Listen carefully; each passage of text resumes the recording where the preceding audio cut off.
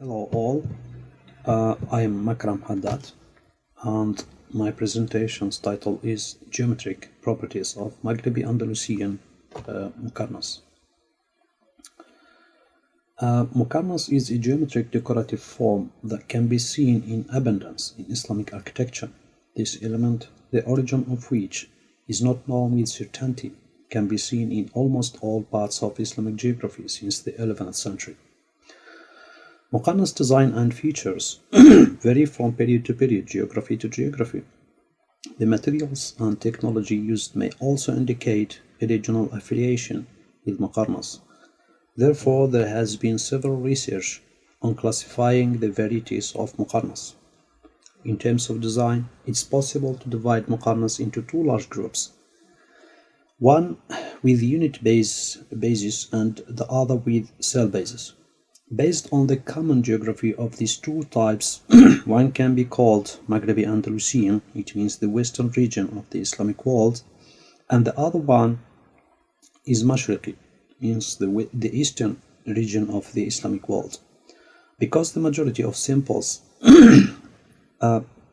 in the eastern region of Islamic geography, which includes Central Asia, Iraq, and Anatolia, are based on cells, whereas the Muqarnas samples of the western region are based on units. In this study, the Maghrebi Muqarnas will be discussed and we will attempt to understand its geometric principles, construction methods, assembly and design. Maghrebi Muqarnas, like its Mashriqi counterpart, relies on a single model scale called miqyas in Arabic. However, its most significant feature that sets it apart from Mashriqi Muqarnas is its reliance on regular units rather than the multi-angled cells used in the Mashriqi Muqarnas design. Furthermore, the elements crafted according to these units are arranged in a regular manner in overlapping layers. This differs from Mashriqi Muqarnas, where each layer is distinct from the others. Additionally, although the fundamental elements of the Maghrebi-Andalusian Muqarnas units are diverse and challenging to enumerate, they are fundamentally based on only three shapes that adhere to the main scale: isosceles right triangle, rectangle, and rhombus. Consequently, the essential angles of these units are 90 and 45 degrees.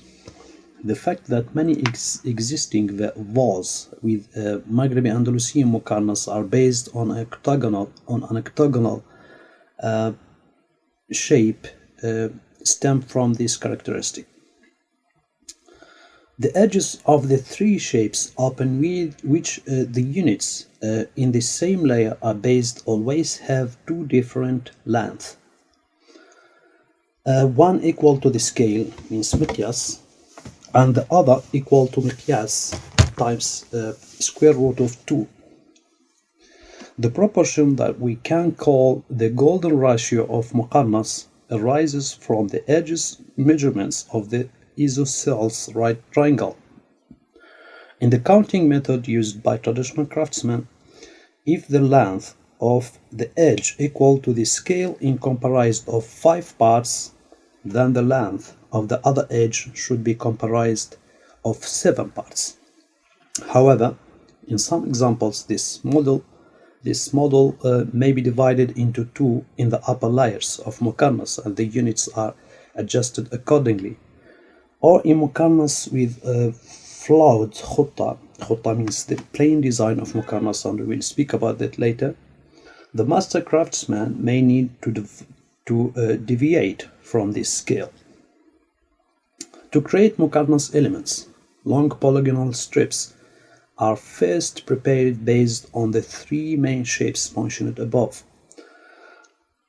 These strips are then cut into individual pieces of a certain size, and these pieces are covered according to the template. Thus, the desired elements are produced from these pieces. When cutting the curved parts of the elements, a specific method is followed to ensure that the curves of the single element match those of the adjacent elements, and a template is prepared accordingly. The oldest known explanation of this method dates back to the 17th century and comes from the Spanish architect Fray Andrés de San Miguel.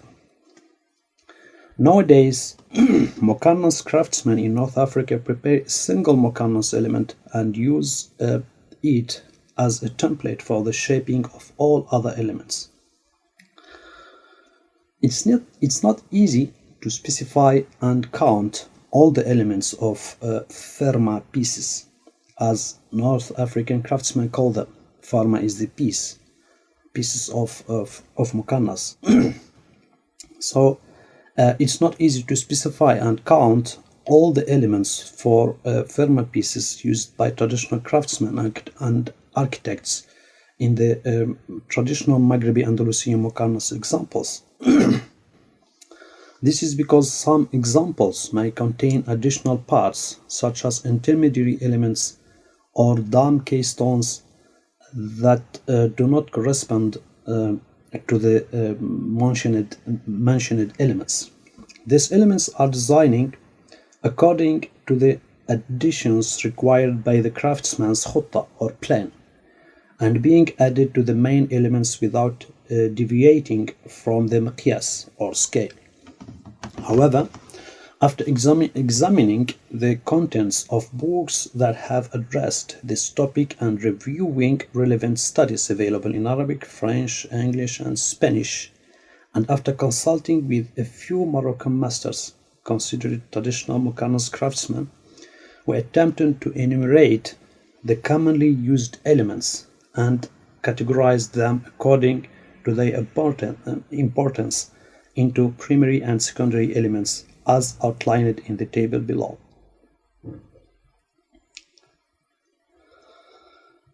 Let's speak about khutta or plain design of Muqarnas. Khutta is an Arabic word meaning plan.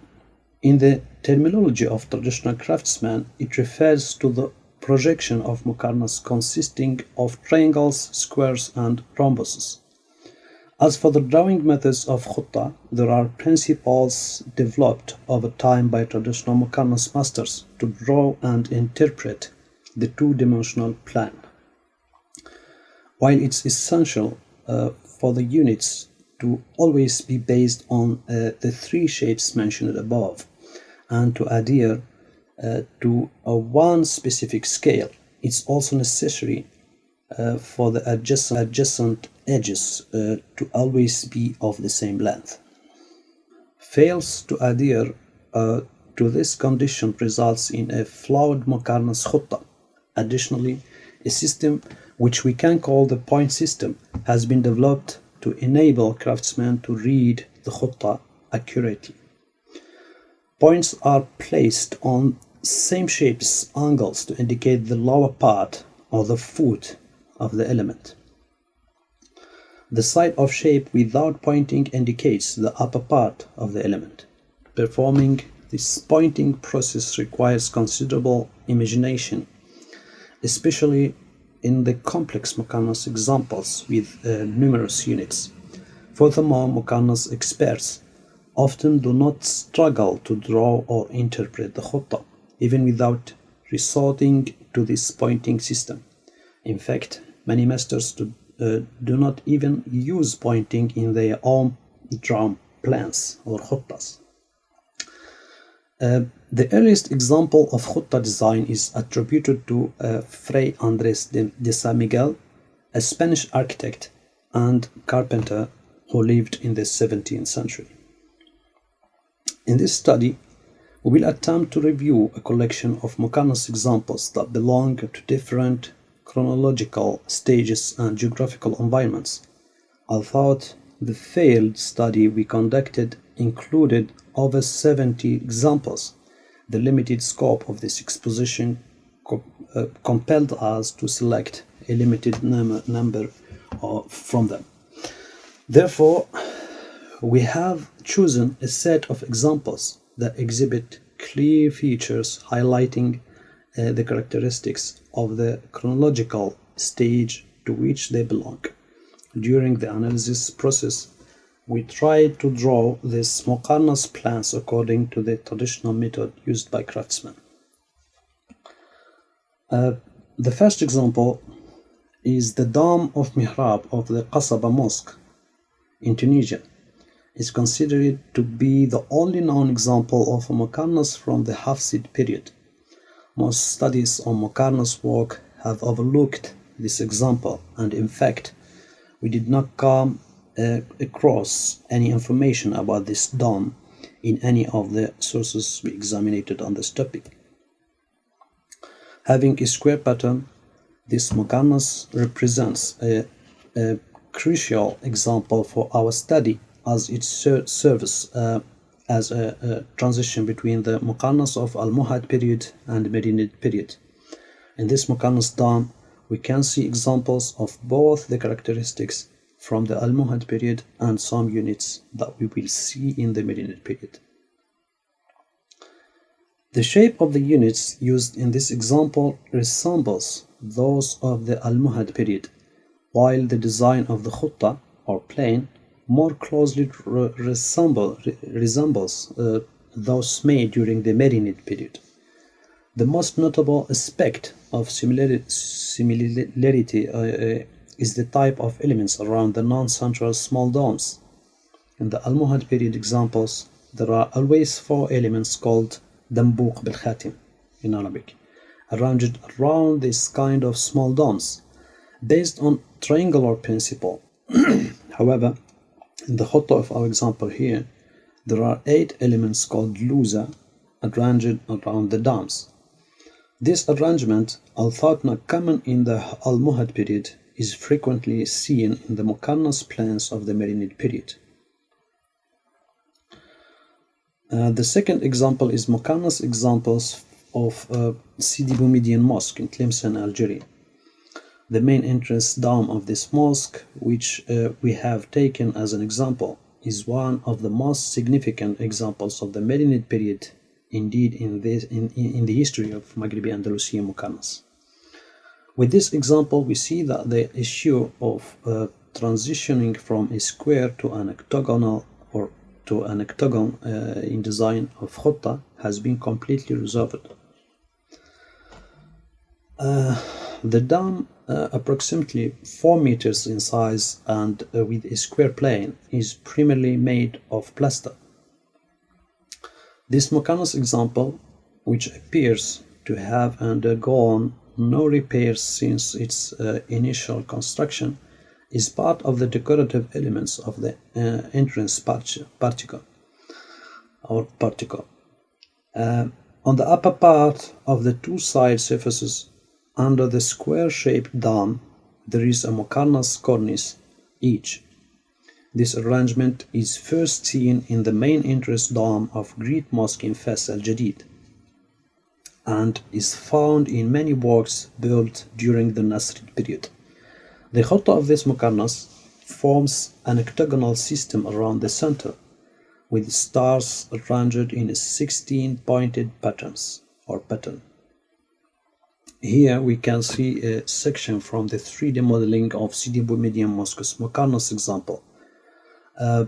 Here we note that by manipulating the direction of Muqarnas elements, the traditional craftsman was able to reduce the height of Muqarnas structure. We can see this technique in later large-scale works in Maghreb and Andalusia. The other example is Muqarnas example from Alhambra in Granada, in Spain, from the Nasrid dynasty. This palace, which contains the most abundant examples of Muqarnas in the Maghreb and Andalusia region, and perhaps even in all the Islamic world, was become a symbol of Maghrebi-Andalusian Islamic art. While this monument holds great architectural significance, in our opinion, Its most remarkable feature is the abundance of Muqarnas examples. The Muqarnas of this masterpiece, which are too numerous to count easily, can be seen in almost all elements where Maghrebi-Andalusian Muqarnas is applied. Despite our study and redrawing of Alhambra's most Muqarnas models, the size of the paper and the size of this exposition did not allow us to present them all. Therefore, we decided to identify the most important models and select from among them. Then we found that the Hall of Two Sisters and the Hall of Palacio de Abencerrajes contain the most representative models of Alhambra's Muqarnas uniqueness. And since the model of the Hall of Two Sisters has been already analyzed by other researchers like Jules Goury and Owen Jones, we decided to focus on presenting the model of the Hall of Abencerrajes. This Muqarnas examples Huerta consists of 8 Muqarnas groups arranged in a plane with an 8-pointed star surrounded by a square schema. While the main Muqarnas group utilizes over 3,000 Muqarnas elements, the surrounding Muqarnas groups incorporate more than 2,000 elements in total. Additionally, the so-called qtib element is used to connect the Muqarnas elements arranged in groups. So qtib, it's an element used to surround some group of elements of Muqarnas in some examples. None of the books, articles, or other studies we were able to access except for Takahashi's attempt provided a drawing of this dome's Huerta or plan. Takahashi's drawing lacks detail and did not pay attention to the qtib element, resulting in many of the units appearing distorted. Therefore, the drawing we have produced in this paper could be considered the first detailed attempt at depicting this Muqarnas example. Furthermore, we have identified and illustrated the placement of 23 different units used in this Huerta, the Huerta of this design. Another example is the Muqarnas examples from the Madrasa of Granada. The upper part of the remaining section from the Madrasa is covered with a colorful wooden Muqarnas dome. This meticulously decorated Muqarnas dome features an octagonal Huerta and is successfully arranged without the use of qtib element that we have spoken about. The unique scale and the basic units have been consistently observed. Below the wooden dome, there is a ring adorned with octagonal Muqarnas composition and surrounded by a Muqarnas frieze. There are a total of 16 windows serving as sources of light, 2 on each side of the ring. Beneath this ring, there is a Muqarnas squinch at each corner, facilitating the transition from the square plan to the octagonal shape of Muqarnas composition. The arrangement of these unique Muqarnas squinches at the corners is the result of a beautiful design conception. In the center of each squinch, there is a 16-pointed star-shaped shashia. Shashia is a small dome on the top of Muqarnas compositions, flanked by 2 Muqarnas masses reminiscent of the so-called puscule element of the Ottoman-style Muqarnas. These masses are formed by symmetrical lined qatifa elements. We will later see this type of masses extensively in Mudejar architecture, where other elements will be added to the top of this simple arrangement or to form what is known Pinna de Mokarabeth. If we want to summarize the evolutionary journey of the Muqarnas, we can say when we examine examples of Muqarnas from the Almoravid period during which Maghrebi-Andalusian Muqarnas first appeared, it becomes clear that the elements were not yet shaped according to a specific template. While some basic elements began to emerge during this period, there are also primitive elements that are not encountered in subsequent periods.